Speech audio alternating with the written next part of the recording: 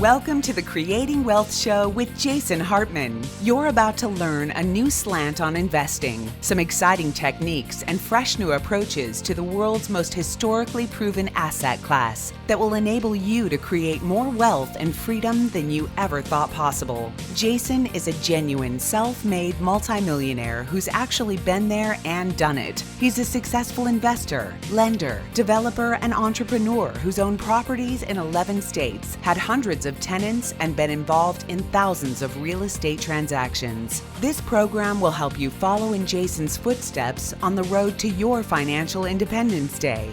You really can do it. And now, here's your host, Jason Hartman, with the complete solution for real estate investors. Welcome to episode 1723, and thank you for joining me today. We are going to have an interview with a guest who's been on the show before, but this time she's actually interviewing me, and that is Lynette Zang. She is in the precious metals business, mostly numismatic gold coins. In this talk, you're going to hear me talk about gold as a measuring stick. And that's really what we need to do. As I've said many times, we need to use a lot of measuring sticks to determine the value of anything, especially the value of real estate. Now, why did I use gold? Well, because Lynette's audience is tuned into that topic. As you know, I'm not a super big gold bug. I think it's okay. It's insurance. It clearly has performed over a long period better than the dollar. So you have a choice, of course. How do you store your wealth? Do you store it in dollars? Do you store it in cryptocurrencies? Do you store it in gold? Do you store it in oil? You can store it in lots of ways. Do you store it in equity and real estate, in the S&P 500? And all of these different measuring sticks, of course, are very dynamic. They perform differently over time. However, one person brought up a good point on this interview in talking about the comparison to 1970. And as you may recall from prior episodes when we've discussed this, when we talked about the Bretton Woods monetary system that started right after World War II and lasted up until, and folks, this is the anniversary. Almost. I believe the anniversary is August 15th. So we're just about there for the 50-year anniversary of what our former president Richard M. Nixon said was the temporary suspension of convertibility of dollars into gold. Just a 50-year temporary plan, right? Just 50 years. As I've often repeated, Milton Friedman said, "Nothing is so permanent as a temporary government program." You just got to laugh at this stuff, because if you didn't find a way to laugh, it would be so sad you would just cry. And it's so ridiculous. But look, we know better. We know there is a massive game being played. We know the value of our currency is being manipulated toward zero, and it is approaching zero rather quickly, unfortunately. But we know what to do about it. We know that we can use my trademark inflation-induced debt destruction technique, the IIDD, inflation-induced debt destruction, and we can use my Hartman comparison index, the HCI, to understand what the real value is. And that is how we can understand what is going to happen in the future versus where we are today, and also looking back at history. So the thought was that it really isn't a great idea to use 1970 as the first benchmark when you talk about gold. So I just want to, in this intro portion, before we get into the interview, and by the way, we got to talk about the eviction moratorium issue for a moment, but before we get into it, I want to just frame this a little bit. Or, heck, you know what? I'll frame it after we talk about the eviction moratorium. So give me a couple minutes here, and let's just talk about that for a moment. We're going to change subjects, because I want you to have this gold stuff in your head right before the interview, so you'll be prepared to listen to it with new ears, with better ears. Okay, so eviction moratorium. So as you know, the CDC eviction moratorium ended, and then I was on RT television being interviewed by Rick Sanchez, fantastic anchor person, and he was interviewing me about the moratorium ending. And no sooner, you can't make this stuff up, folks, no sooner than the next day did they reinstitute a new moratorium. Now, it's not quite the same. The Supreme Court has already said, hey, you can't do this. So look, this stuff isn't going to last in any real way, and the tenants really do have to jump through some hoops to get it. There are about, I believe, 450 or so different tenant assistant programs around the country, so there's a lot to it. But largely and amazingly, really, because we thought this would be a giant problem for us. Last year, when it was announced, these moratoriums, and they also announced forbearance, we were kind of thinking we were going to say to our investors, look, if the tenants don't pay, just go into forbearance, because if they don't pay, you can't pay, right? Okay, so that was one plan. But guess what? Our clients really didn't need to, on the whole. We hardly heard of any of you having any problems with tenants not paying rent. I mean, out of thousands and thousands of transactions that I've been involved in over the past 18 years of doing investments only, and then long before that doing traditional real estate, owning a company, having it sold to Coldwell Banker, working with a lot of investors in my traditional real estate career, I've got a lot of experience with this stuff for many decades. Longer than I care to even say. So we thought this would be a big problem, but it turned out to be a non-issue, just a nothing issue. Now that's not true on the whole, because many tenants did default. It's just that I guess we dodged the bullet, our clients dodged the bullet, because they weren't on the whole the type of tenants in our properties, the properties we've recommended. Now, a lot of them went into default and took advantage of the moratoriums and worked the system if they were renting apartments from institutional landlords or they were renting really low-end housing. These people just kind of didn't have anything to lose. So keep in mind, people could still get a money judgment against the tenants. They just couldn't kick them out. And the higher quality tenants in the properties you'll find on our website, go to jasonhartman.com, click on the properties page. Those are the higher quality properties, the higher quality tenants, usually, almost always, but there's an exception here or there, almost always come with the higher quality properties. You get higher quality tenants. And so we thought this would be a big concern, this moratorium, and it just wasn't. It turned out to be basically a non-issue. Thankfully. We didn't know that it would go that way in the beginning, but thankfully that's how it turned out. So let's go to this interview that I did with Rick Sanchez, and let's play you a clip from that. Then we will circle back to the subject of gold and go to the interview with Lynette. So here we go on the interview on RT.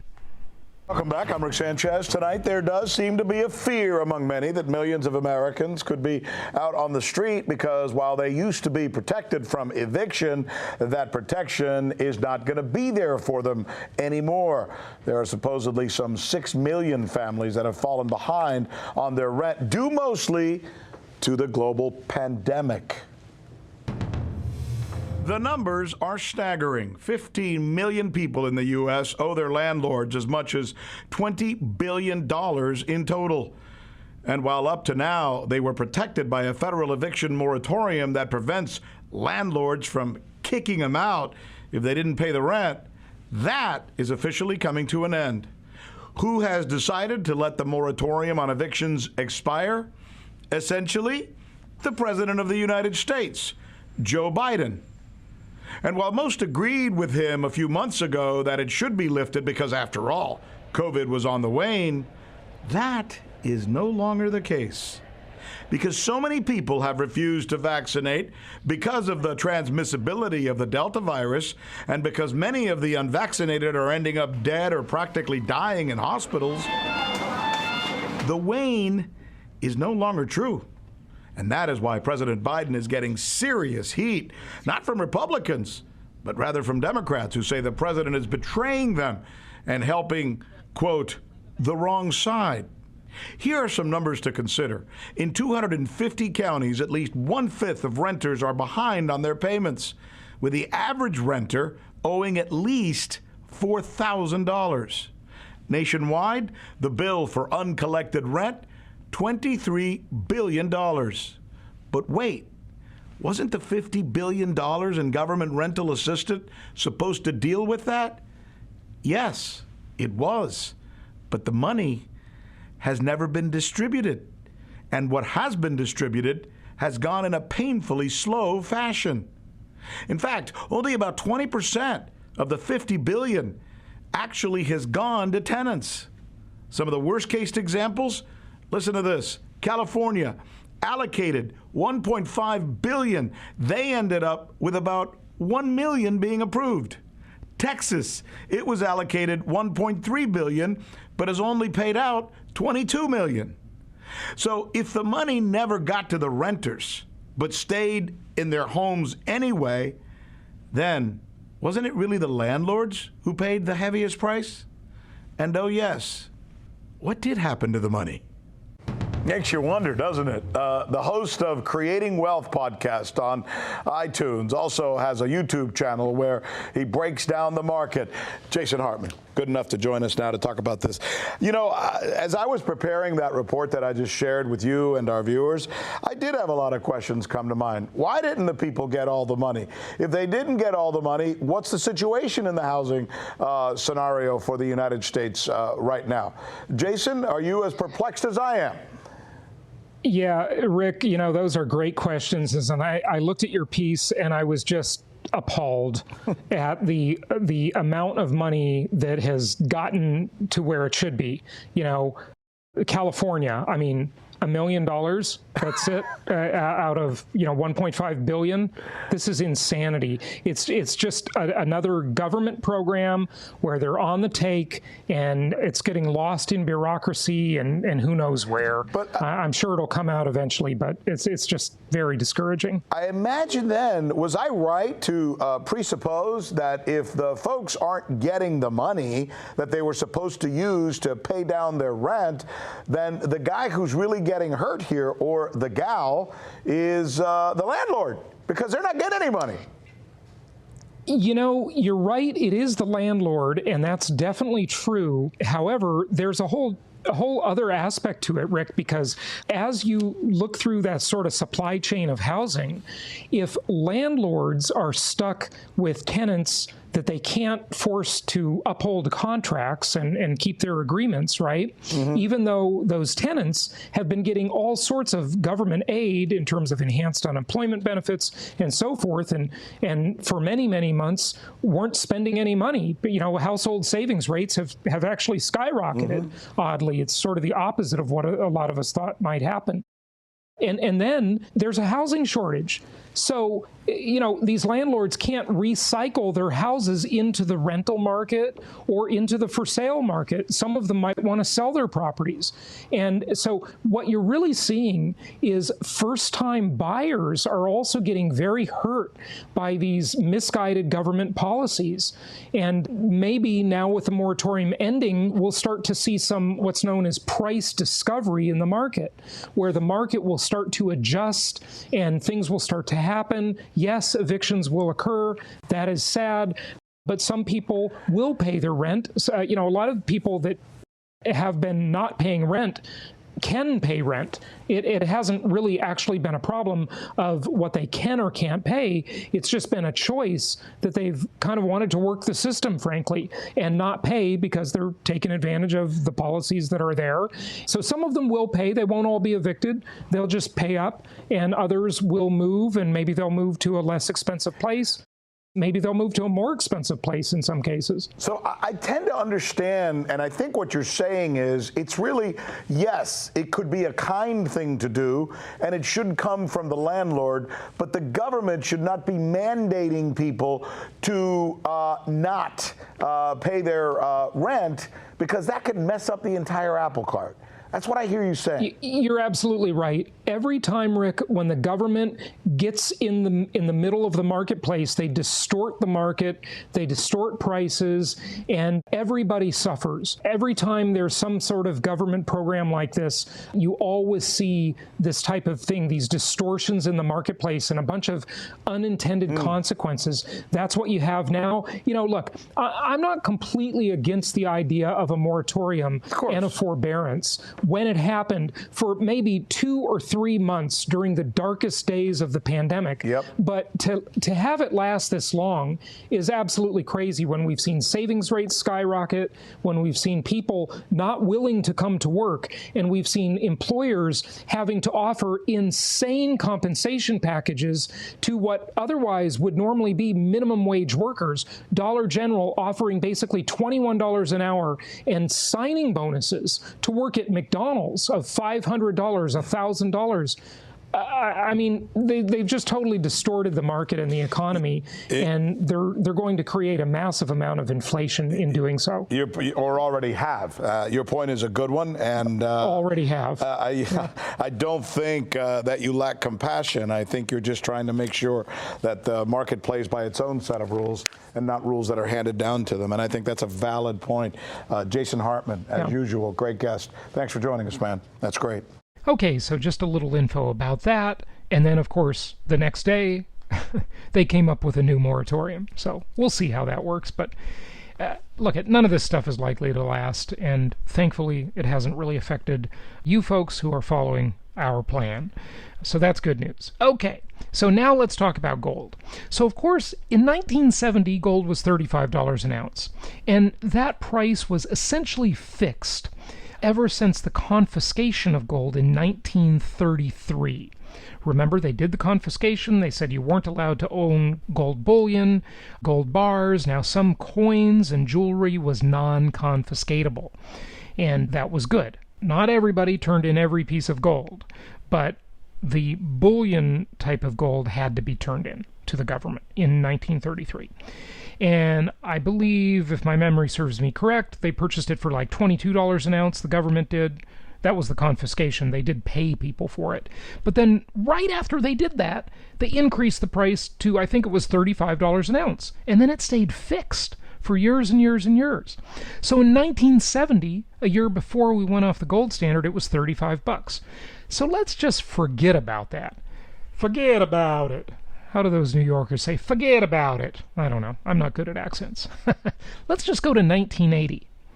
And in 1980, gold was $653 an ounce, and the median price house was $66,400. So it would take you 102 ounces of gold to buy the median price house in 1980.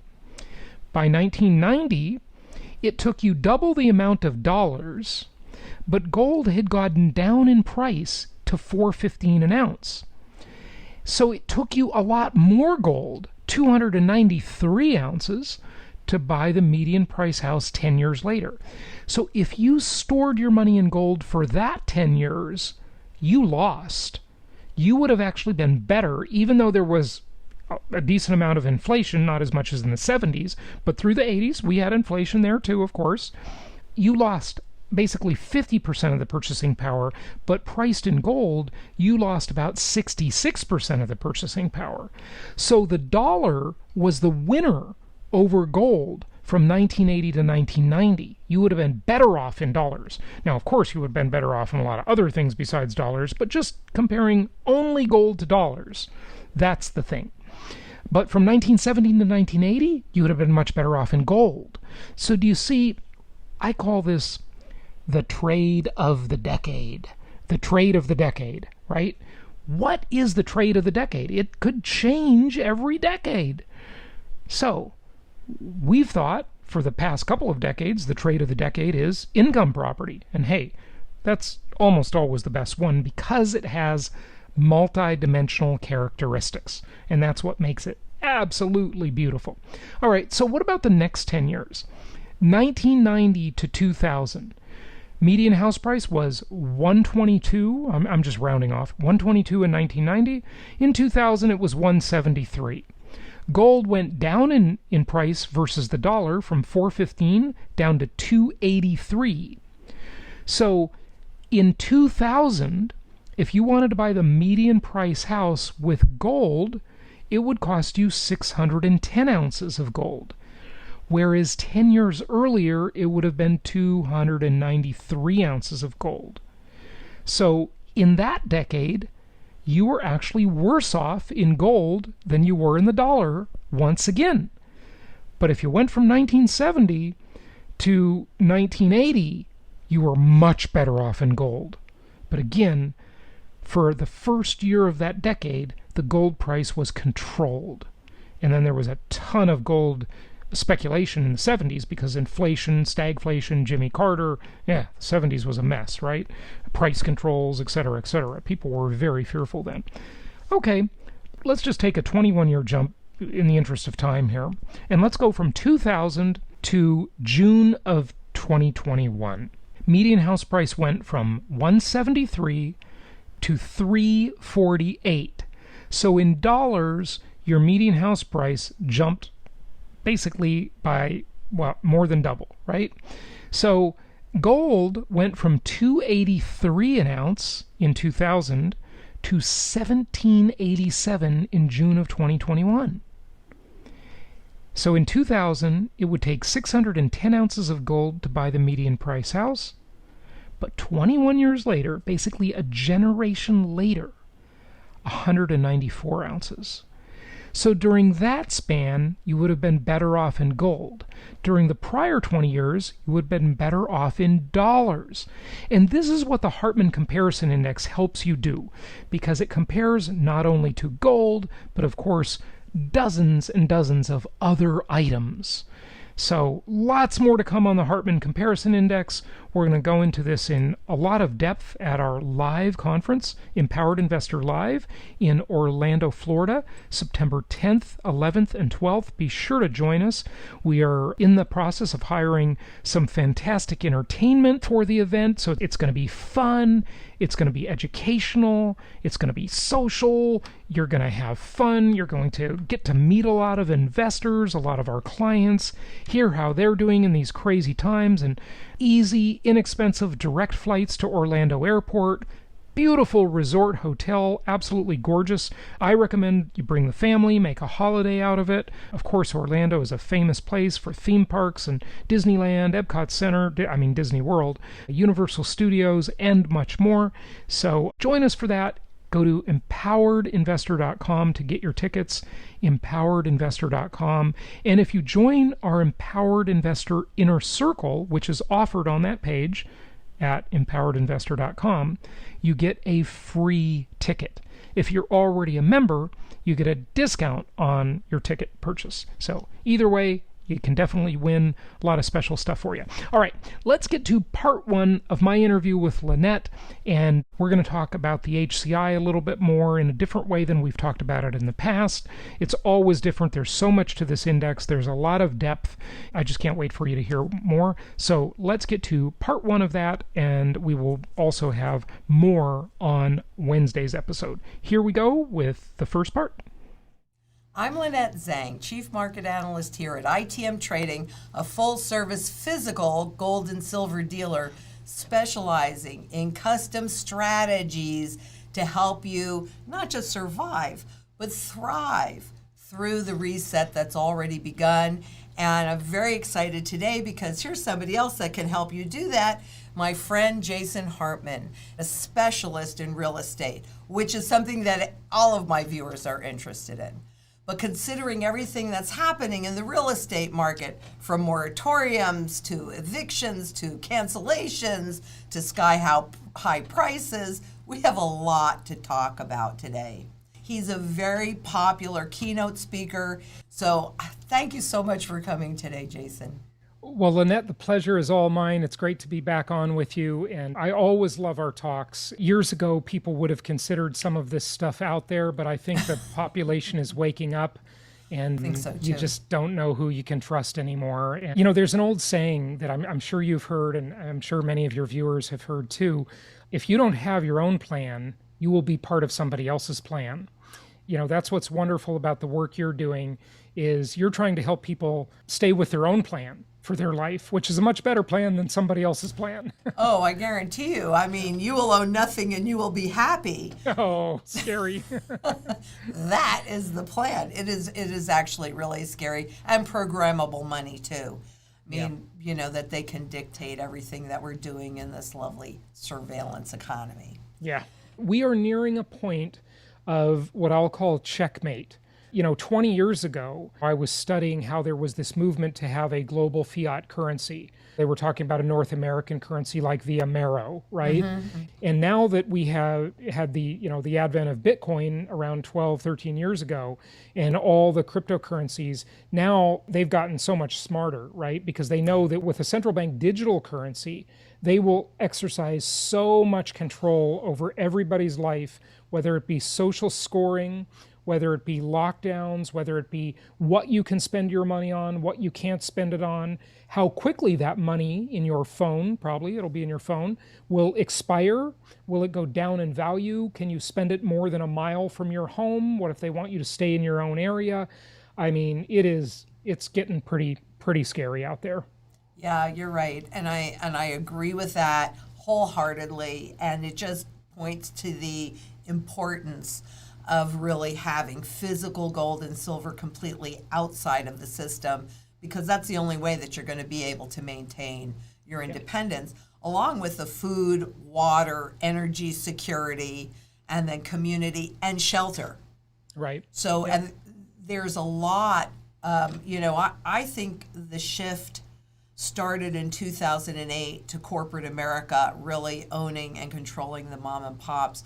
Can you talk really more about that and give us an overview of where you think we are right now?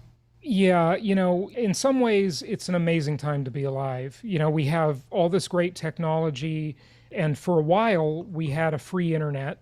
Of course, that's changed, sadly, especially after January. Now the gloves are off. Everybody knows that they are censoring everything, that they're controlling the narrative, that we're just not going to get the truth anywhere except places like this while they last, because they're censoring us too and deplatforming people and all kinds of things.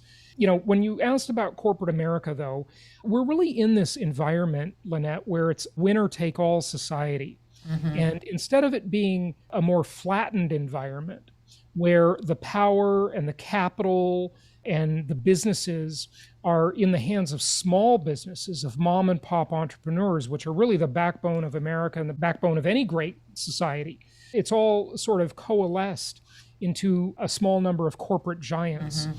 And of course, we all know about the big tech companies and the other big companies, but even with something as simple as coffee, try finding a coffee shop that doesn't start with an S, right. And the poison that company, Starbucks, is foisting onto society is just ridiculous. The stuff they sell causes diabetes, it's full of pesticides, it's full of sugar, it's awful. There's really no other practical, reasonable choice anymore, because they've just, the way capital is formed in this country, it lends itself to this winner-take-all type of situation. And that is very disconcerting. Yeah, it sure is. And that's the importance of being as self-sufficient and independent as possible. Yep. So I don't personally go to Starbucks myself, but I think we vote with our purse. I mean, that's how you vote. And if you support these guys that are taking over, and Amazon really did, that was the start of the death knell for the mom and pops, because they didn't have to make money. They didn't have to make profits. And Lynette, there's the flip side of that equation. You're absolutely right, because Amazon could do illogical things just like Uber and Lyft do. They run businesses at a loss by raising money. I mean, look, raising money is not a business. Businesses actually sell products and services and mark them up. That's right. A business. That's okay? A business. Raising money is not a business. Okay, that's a Ponzi scheme, essentially.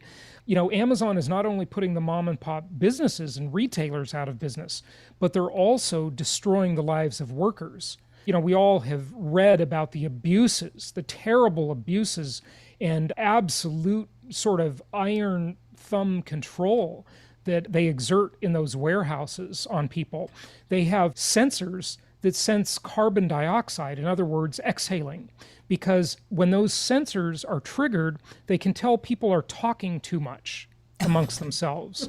They promote a diversity agenda, which, on its face we think is good.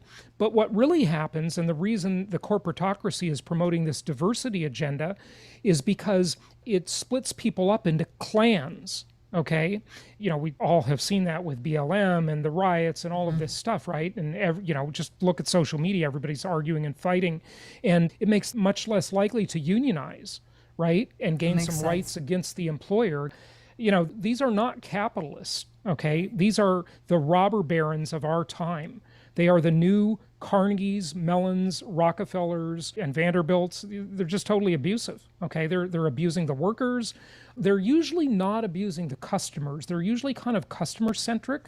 And since most of the audience is the customer, they please the customer, right? By offering cheap products, mostly imported from China. Yeah. Right. And so I probably don't have to rant too much more about it. Well, no, but we want to hear what the viewers want to hear as well, what we're having in this conversation, because the only way to really protect ourselves is to come together as a community, because there are a lot more of us than there are of them, and a lot of what's happened over the last year and a half has consolidated that power. Sure has. And they know that people will always default to convenience and price. And so that's how they woo us in. That's how the big companies are they've been just stealing all our data. There's an old song, I think it's by Bob Seger, you remember it. I'm not just a number, right? You're all just a number now. They have thousands of data points on each person. They have massively abused their privileges. They've invaded our privacy. They've sold our data. Remember, when the product is cheap or free, you are the product. So be really careful of that. Back to your point, though, earlier, Lynette, about being self-sufficient. And you have done just a great job at that. And I'm not sure as good as I'd like it to be. I still have a ways to go, but I've been working on it for a long time. Well, we all do, because as humans, that really is our strength, to be not independent, but interdependent. Mm-hmm. The problem is the version of interdependency we have now is giant corporations and government to individual people, right? Who have been fragmented up into clans. What we've got to remember is that the government, in times of crisis, and we do have a desperate government, and most governments around the world are quite desperate, not just the United States. So this is not just a U.S. thing. Right. For my podcast, I've got listeners in 189 countries. I'm sure you're about the same. All over the world. And every government is basically over-indebted. They're producing fiat currency. That's their main product, is the currency they produce. That's any government's and central bank's primary product, their widget, if you will, is the dollar, the yen, the euro, the Brazilian real, the peso, whatever, right? That's their product. And they must get us to keep consuming that product, because with that product, they control so much of our lives. And once that product becomes digital, they will control dramatically more with vaccine passports, the whole... that's already started too. Yeah, I know. Yeah, New York. The governments, though, always look for the low-hanging fruit. And you mentioned gold and silver. Of course, that's a good insurance policy. That's your business. There are other pieces of low-hanging fruit out there, and one is real estate. And that's my business. And I love income property. I think it's the most historically proven asset class in the world. It's more of an investment than an insurance policy like gold and silver. But it's sort of hard to confiscate it. Yes, they are doing things around the edges. There's no question. And we can talk about moratoriums as well. But, it's really easy when the government is in dire straits to go take all of the retirement plans, the 401ks and the IRAs, and all that money in those plans is basically in brokerage accounts. Right. And they can just make an edict, even an executive order possibly. They'll engineer a crisis or take advantage of a crisis that they might even be complicit in, or a crisis will just happen. And then for our own protection, the government will have to step in. And of course, who's going to administrate that? A big tech company, along with the government. They're, of course, in bed together. And when they do that, they will retitle those accounts to the government, and then they will just inflate the value of them away so that you might get your government stipend, your stimulus in nominal dollars, but in real dollars it's almost meaningless. Thank you so much for listening. Please be sure to subscribe so that you don't miss any episodes. Be sure to check out the show's specific website and our general website, hartmanmedia.com, for appropriate disclaimers and terms of service. Remember that guest opinions are their own, and if you require specific legal or tax advice or advice in any other specialized area, please consult an appropriate professional. And we also very much appreciate you reviewing the show. Please go to iTunes or Stitcher Radio or whatever platform you're using and write a review for the show. We would very much appreciate that. And be sure to make it official and subscribe so you do not miss any episodes. We look forward to seeing you on the next episode.